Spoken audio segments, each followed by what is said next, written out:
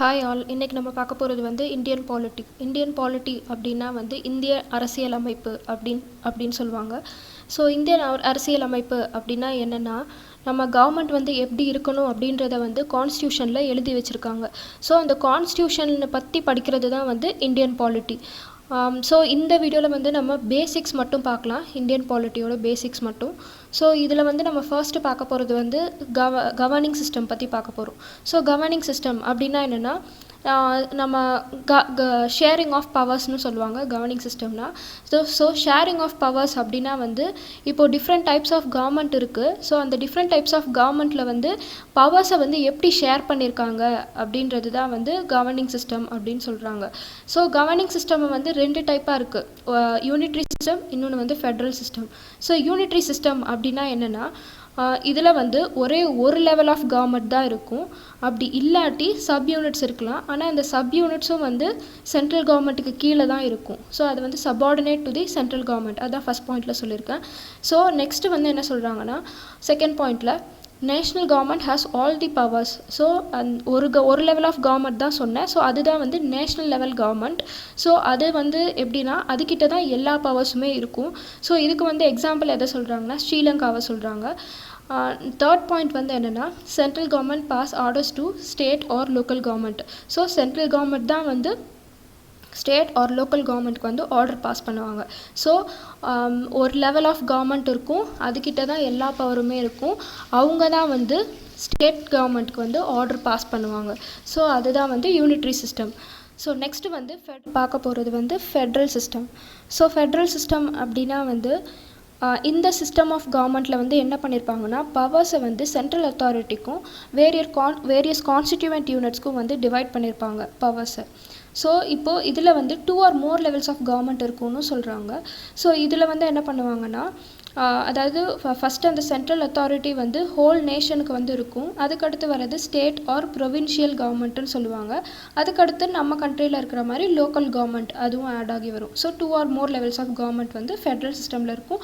ஆனால் எல்லாத்துக்குமே வந்து தனித்தனியாக பவர்ஸ் கொடுத்துருப்பாங்க. எல்லா கவர்மெண்ட்டுக்குமே தனித்தனியாக இண்டிபெண்ட்டாக இருக்கும். ஸ்டேட் கவர்மெண்ட் வந்து சென்ட்ரல் கவர்மெண்ட்டுக்கு ஆன்சரபிள் கிடையாது. அவங்களுக்கு தனியாக பவர்ஸ் இருக்கும், அவங்க தனியாக டெசிஷன்ஸ் எல்லாமே எடுத்துக்கலாம்.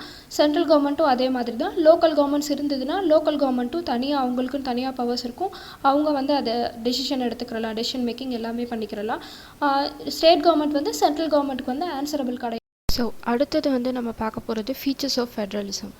ஸோ ஃபீச்சர்ஸ் ஆஃப் ஃபெட்ரலிசமில் வந்து ஃபர்ஸ்ட் பாயிண்ட் வந்து டியூவல் பாலிட்டி. டியூவல் பாலிட்டினா நான் ஆல்ரெடி சொன்ன மாதிரி ஃபெட்ரலிசம்னாலே வந்து 2 or more levels of government இருக்கும். ஸோ அதை தான் வந்து டியூவல் பாலிட்டி அப்படின்னு சொல்கிறாங்க.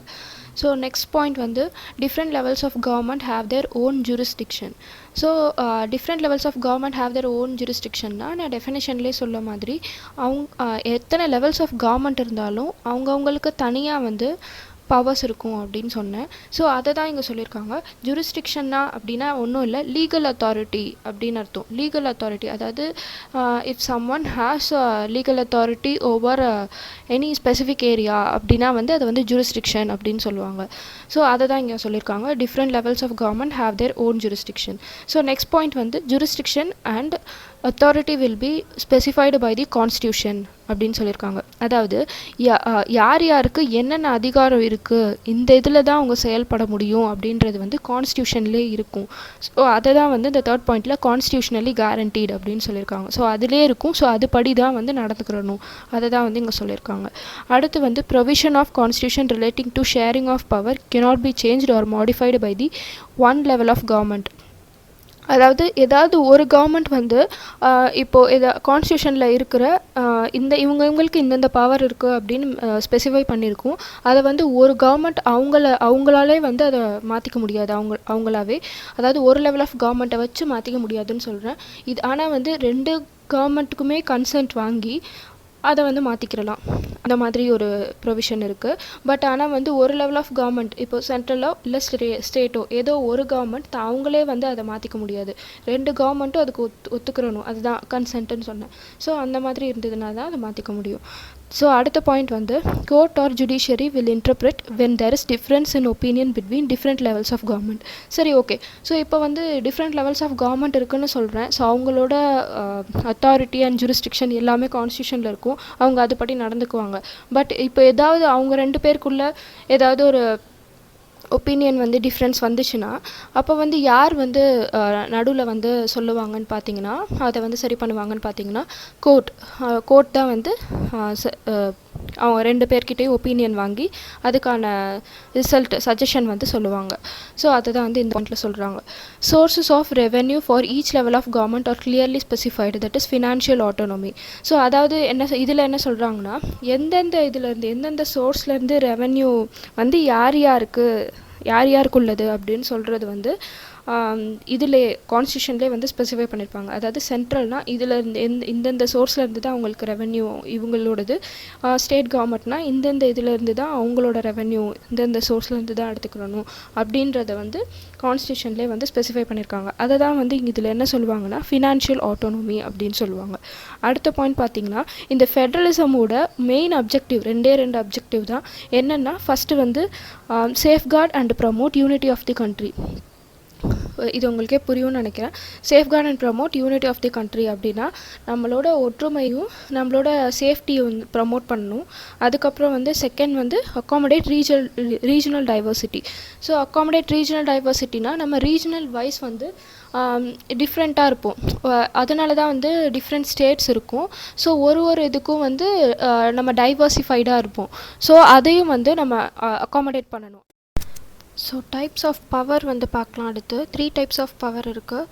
ஃபர்ஸ்ட்டு வந்து எக்ஸிக்யூட்டிவ் பவர், நெக்ஸ்ட்டு வந்து லெஜிஸ்லேட்டிவ் பவர், அதுக்கடுத்து வந்து judiciary power. So executive power அப்படின்னா என்னென்னா, the person who enforce or execute law. யார் வந்து லாவை எக்ஸிக்யூட் பண்ணுறாங்களோ அவங்க தான் வந்து எக்ஸிக்யூட்டிவ்னு சொல்லுவோம். ஸோ அதுதான் வந்து எக்ஸிக்யூட்டிவ் பவர். ஸோ அதுக்கு எக்ஸாம்பிள் என்னென்னு பார்த்தீங்கன்னா, president, MLA, IAS, council of ministers. So இவங்களாம் வந்து எக்ஸிக்யூட்டிவ்க்கு எக்ஸாம்பிள். ஸோ அடுத்து வந்து லெஜிஸ்லேட்டிவ் பவர். ஸோ லெஜிஸ்லேட்டிவ் பவர்னால் லாவை வந்து க்ரியேட் பண்ணுறதுக்கு பேர் தான் லெஜிஸ்லேட்டிவ். ஸோ லெஜிஸ்லேட்டிவ் பவர் வந்து யார்கிட்ட இருக்குன்னா எம்பிஸ் கிட்ட இருக்கும். ஸோ அடுத்து வந்து பார்க்க போகிறது ஜுடிஷியரி பவர். ஜுடிஷியரி பவர்னால் என்னென்னா, லாவை வந்து க்ராஸ் செக் பண்ணுறது தான் வந்து ஜுடிஷியரி பவர். ஸோ அது வந்து யார் பண்ணுவாங்கன்னா supreme court, high court, district court. So இதுதான் வந்து 3 டைப்ஸ் ஆஃப் பவர். இதில் வந்து நான் 2 டைப் சொன்னேன். ஒன்று வந்து கம்மிங் டுகெதர், இன்னொன்று வந்து ஹோல்டிங் டுகெதர்.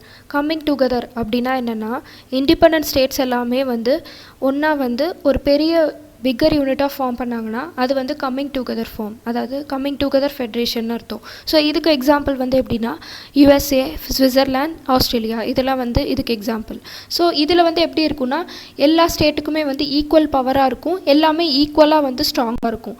ஆனால் இது ஹோல்டிங் டுகெதரில் வந்து எப்படின்னா, ஒரு லார்ஜ் கண்ட்ரி வந்து பவரை வந்து நேஷ்னல் கவர்மெண்ட்டுக்கும் ஸ்டேட்ஸ்க்கும் வந்து பிரித்து கொடுக்கறதுக்கு பேர் தான் ஹோல்டிங் டுகெதர் ஃபெடரேஷன்.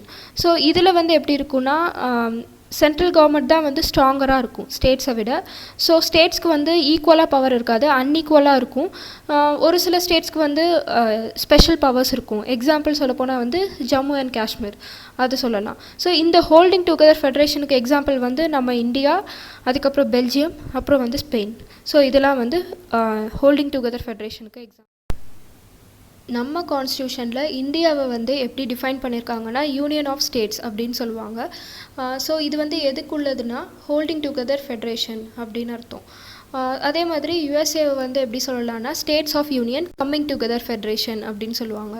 ஸோ இப்போ வந்து அடுத்து நம்ம பார்க்க போகிறது லெஜிஸ்லேட்டிவ் பவர்ஸ். ஸோ லெஜிஸ்லேட்டிவ் பவர்ஸை வந்து எப்படி சென்ட்ரலுக்கும் ஸ்டேட்டுக்கும் வந்து டிவைட் பண்ணியிருக்காங்க அப்படின்றத பார்க்க போகிறோம். ஸோ இதில் வந்து 3 டைப்ஸ் ஆஃப் லிஸ்ட் வந்து இருக்குது. ஒன்று வந்து யூனியன் லிஸ்ட், இன்னொன்று வந்து ஸ்டேட் லிஸ்ட், இன்னொன்று வந்து கன்கரண்ட் லிஸ்ட். ஸோ இந்த 3 லிஸ்ட்லேயுமே வராத இது வந்து ரெசிஜுவரி லிஸ்ட்டுன்னு லாஸ்ட்டாக ஒன்று இருக்குது. நான் அது என்னன்னு சொல்கிறேன். ஸோ ஃபஸ்ட்டு வந்து யூனியன் லிஸ்ட் பற்றி பார்ப்போம். ஸோ யூனியன் லிஸ்ட்டில் வந்து என்னென்ன இருக்குன்னா, இப்போ வந்து எந்தெந்த சப்ஜெக்ட்லாம் வந்து நேஷ்னல் இம்பார்ட்டன்ஸாக இருக்கோ அதெல்லாம் வந்து யூனியன் லிஸ்ட்டில் வரும். ஸோ அதுக்கு ரிலேட்டான லாஸ் எல்லாம் வந்து யார் பண்ணுவாங்கன்னா சென்ட்ரல் கவர்மெண்ட் வந்து மேக் பண்ணுவாங்க. ஸோ அது என்னென்ன சப்ஜெக்ட்ஸ் வரும்னா இதில் defence, foreign affairs, banking, communication, currency. So இதை பற்றின எல்லா லாஸும் வந்து யூனியன் கவர்மெண்ட், அதாவது நம்ம சென்ட்ரல் கவர்மெண்ட் தான் வந்து லாஸ் மேக் பண்ணுவாங்க. ஸோ அடுத்து வந்து நம்ம ஸ்டேட் லிஸ்ட் பற்றி பார்க்கலாம். ஸ்டேட் லிஸ்ட் வந்து என்னென்னா நம்ம ஸ்டேட் அண்டு லோக்கல் இம்பார்ட்டன்ஸில் வர சப்ஜெக்ட்ஸ் எல்லாம் வந்து ஸ்டேட் லிஸ்ட்டில் வரும். அதில் என்னென்ன வரும்னா போலீஸ், ட்ரேட், காமர்ஸ், அக்ரிகல்ச்சர் இதெல்லாம் வந்து ஸ்டேட் லிஸ்ட்டில் வரும். ஸோ இது சம்மந்தமான லாஸ் எல்லாம் வந்து மேக் பண்ணுறது வந்து ஸ்டேட் கவர்மெண்ட் தான் மேக் பண்ணுவாங்க. ஸோ அடுத்து வர்றது வந்து concurrent list. So concurrent list அப்படின்னா என்னென்னா எந்தெந்த சப்ஜெக்ட்ஸ் வந்து போத் யூனியன் லிஸ்ட்டுக்கும் ஸ்டேட் லிஸ்ட்டுக்கும் காமனாக இருக்கோ, யூனியன் கவர்மெண்ட்டுக்கும் ஸ்டேட் கவர்மெண்ட்டுக்கும் காமனாக இருக்கோ அதெல்லாம் வந்து கன்கரண்ட் லிஸ்ட்டில் வரும். ஸோ கன்கரண்ட் லிஸ்ட்டில் வந்து என்னென்ன வரும்னா education, forest, trade unions, marriages, adoption and succession. So இதெல்லாம் வந்து கன்கரண்ட் லிஸ்ட்டில் வரும். ஸோ இதில் வந்து ரெண்டு கவர்மெண்ட்டுமே வந்து லாஸ் மேக் பண்ணலாம். அதாவது யூனியன் கவர்மெண்ட்டும் பண்ணலாம், ஸ்டேட் கவர்மெண்ட்டும் பண்ணலாம். இப்போது ஏதாவது கான்ட்ரவர்ஷியல், ஏதாவது கான்ஃப்ளிக்ட் ஏதாவது வந்துச்சுன்னா